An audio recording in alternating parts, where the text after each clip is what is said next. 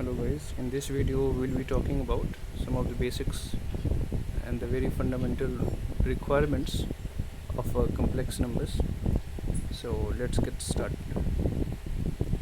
So initially we'll talk about the properties that are very important when it comes to question solving, and they are very important in the understanding of complex number as a whole. So let's assume that there is a complex number z equals to a plus iota b. That's how this is the most general representation of a complex number. Okay, so what does it mean? It means that we have somewhere here at a in the real axis and somewhere at b in the imaginary axis. So this is the point that is a comma b, and this is in organ plane, this is in imaginary plane, let's say complex plane. Okay, so we can add these 2 points, origin and this point. Let's call this point p. Okay, with the convenience, let's call this point p, and we can add the we can join these 2 points. Let's assume that it makes angle theta with the positive real axis. Okay, and this is a and this is b. Okay, so this OP is actually under root of a square plus b square. Okay, this is very basic. Now if we write z equals to a plus iota b, if we divide this by under root a square plus b square and multiply divide both, so we will write it like this. Okay, this is equals to a upon under root a square plus b square plus iota b upon under root a square plus b square, and we can write it here under root a square plus b square, and this is equals to z. Okay, this is equals to z.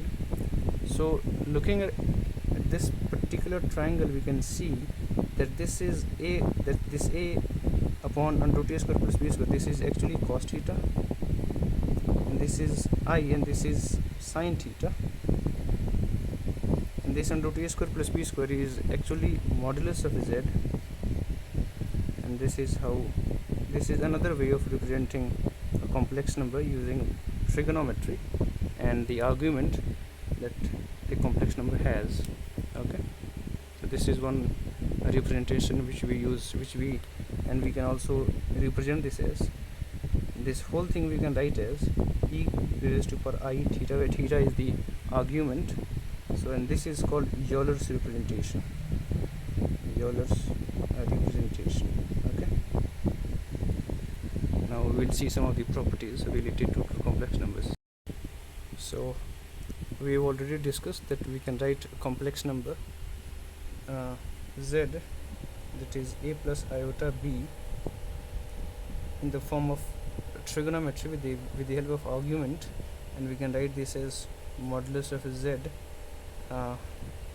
cos theta plus iota sin theta. Okay, this is what we have discussed, and we have also seen that we can write this as modulus z into e raised to power I theta, where theta is the argument. Okay, this is what we have discussed. Now we'll talk about something that is completely related and contiguous to the properties of complex numbers. So here we go. So let there be, again same, we'll start from the very basic. Let there be a complex number z, that is a plus iota b. Again I'll give you the very geometric meaning. This is a comma b, so this is a in real axis and this is b in imaginary axis, and this is the vector that we can replicate with the notion of vector. This is actually the complex number.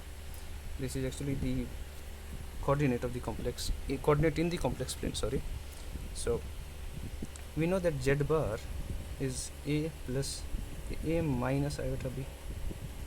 Okay, so z bar is, if we draw let's say this is z. If you draw that this is z, if this is z, then this is z bar, then this is z bar. Z bar is actually the image taken of z along real axis. Okay, so one property that is very important is z plus z bar is twice of real part of z. Okay, so and we can see this from the triangle law of vector addition. If we add these two vectors, this is theta, so this is also theta, and if we add these two vectors, we will be somewhere in this real axis completely. This vector, this resultant vector will lie completely. This is z plus z bar. Okay, now this is the geometrical interpretation. What is z minus z bar? Okay, this is twice of imaginary part of z. How can we interpret this? So if this is z bar minus z bar, we can write this as z plus minus of z bar, and minus of z bar is actually image of z bar taken with respect to origin, and this is point minus of z bar. This point is minus of z bar, and again from the triangle of vector addition, we can add these two vectors and we'll find that this resultant vector would lie completely in imaginary axis. This is actually z minus of z bar. So these are the two properties, and this is how we can geometrically interpret this. Okay, thank you.